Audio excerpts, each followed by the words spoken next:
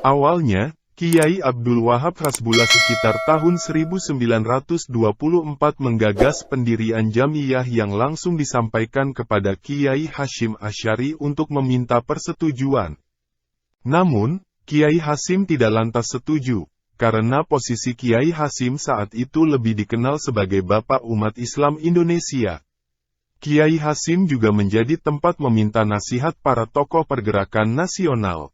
Peran kebangsaan yang luas dari Kiai Hasyim Asy'ari itu, membuat ide untuk mendirikan sebuah organisasi dari Kiai Wahab Hasbullah harus dikaji secara mendalam. Oleh karenanya, Kiai Hasyim meminta petunjuk kepada Allah terlebih dahulu dengan melakukan sholat istikharah. Ini adalah sikap bijaksana dan kehati-hatian Kiai Hasyim dalam merespon permintaan Kiai Wahab. Anehnya, petunjuk hasil dari istikharah Kiai Hasyim justru tidak kepadanya melainkan diterima oleh Kiai Kholil Bangkalan, yang juga guru Kiai Hasyim dan Kiai Wahab.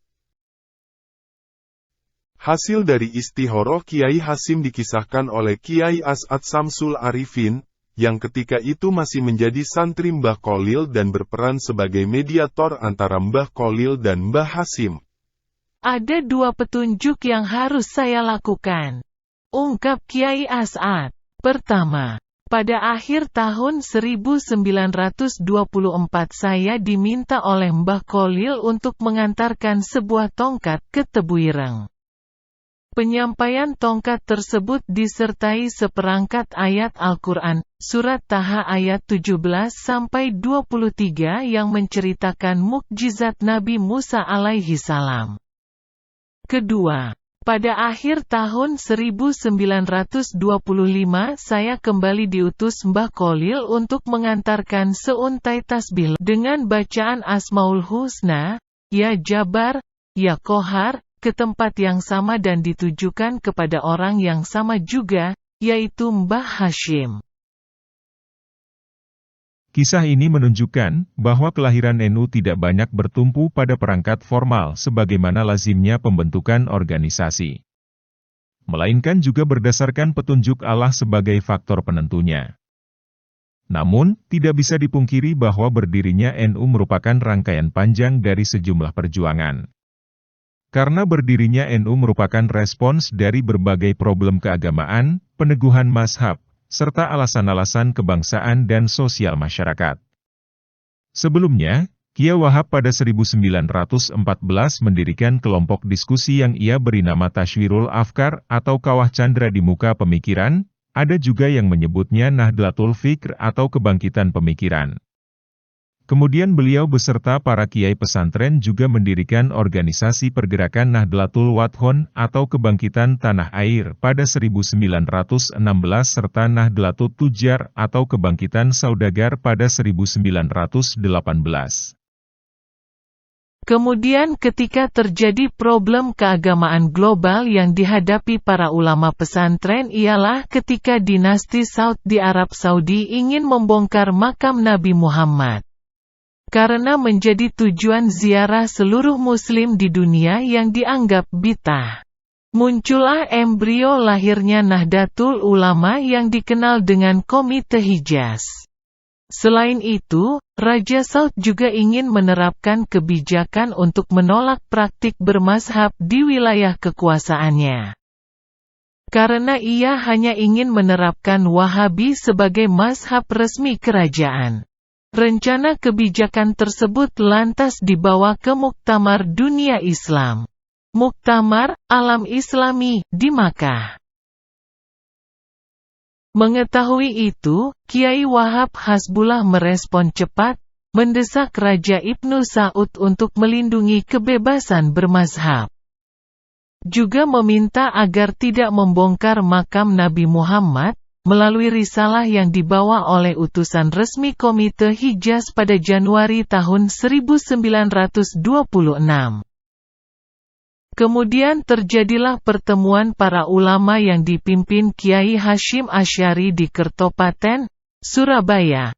Mereka sepakat menunjuk Kiai Haji Raden Asnawi Kudus sebagai delegasi Komite Hijaz. Namun setelah Kiai Haji Raden Asnawi terpilih, timbul pertanyaan siapa atau institusi apa yang berhak mengirim Kiai Asnawi? Maka lahirlah Jamiyah Nahdlatul Ulama. Nama ini atas usul Kiai Haji Mas Alwi bin Abdul Aziz, pada 16 Rajab 1344 Hijriah yang bertepatan dengan tanggal 31 Januari tahun 1926 Masehi. Namun karena sesuatu hal, Kiai Haji Raden Asnawi Kudus tidak bisa berangkat karena kapal yang akan ditumpanginya telah berangkat dan beliau ketinggalan. Akhirnya risalah itu disampaikan melalui telegram. Dan ternyata telegram yang dikirim itu tak kunjung mendapat balasan. Akhirnya berangkatlah Kiai Haji Abdul Wahab Hasbullah sebagai utusan resmi satu-satunya yang berangkat dari Indonesia. Sedangkan utusan resmi lainnya, yaitu Syaikh Ganaim Al-Misri dan Kiai Haji Dahlan Abdul Qohar, pelajar Indonesia yang berada di Makkah, telah menunggu di Arab Saudi. Misi yang diemban komite ini adalah menemui Raja Saudi, untuk menyampaikan pesan ulama pesantren di Indonesia, yaitu: pertama, memohon diberlakukan kemerdekaan bermazhab di negeri Hijaz pada salah satu dari mazhab 4, yakni Hanafi, Maliki, Syafi'i dan Hanbali. Atas dasar kemerdekaan bermazhab tersebut hendaknya dilakukan giliran antara imam-imam salat Jumat di Masjidil Haram dan hendaknya tidak dilarang pula masuknya kitab-kitab yang berdasarkan mazhab tersebut di bidang tasawuf, aqaid maupun fikih ke dalam negeri Hijaz, seperti karangan Imam Ghazali, Imam Sanusi dan lain-lainnya yang sudah terkenal kebenarannya. Hal tersebut tidak lain adalah semata-mata untuk memperkuat hubungan dan persaudaraan umat Islam yang bermazhab. Sehingga umat Islam menjadi sebagai tubuh yang satu, sebab umat Muhammad tidak akan bersatu dalam kesesatan. Kedua, memohon tetap diramaikan tempat-tempat bersejarah yang terkenal sebab tempat-tempat tersebut diwakafkan untuk masjid seperti tempat kelahiran Siti Fatimah dan bangunan Haezuran dan lain-lainnya. Berdasarkan firman Allah, hanyalah orang yang meramaikan masjid Allah orang-orang yang beriman kepada Allah, dan firman-Nya, siapa yang lebih aniaya daripada orang yang menghalang-halangi orang lain untuk menyebut nama Allah dalam masjidnya dan berusaha untuk merobohkannya. Di samping untuk mengambil ibarat dari tempat-tempat yang bersejarah tersebut. Ketiga, memohon agar disebarluaskan ke seluruh dunia, setiap tahun sebelum datangnya musim haji mengenai tarif dan ketentuan biaya yang harus diserahkan oleh jamaah haji kepada syaikh dan mutawif. Dari mulai Jeddah sampai pulang lagi ke Jeddah. Dengan demikian orang yang akan menunaikan ibadah haji dapat menyediakan perbekalan yang cukup buat pulang dan perginya. Keempat, memohon agar semua hukum yang berlaku di negeri Hijaz ditulis dalam bentuk undang-undang agar tidak terjadi pelanggaran terhadap undang-undang tersebut. Kelima, Jamiyah Nahdlatul Ulama memohon balasan surat dari Yang Mulia yang menjelaskan bahwa kedua orang delegasinya benar-benar menyampaikan surat mandatnya.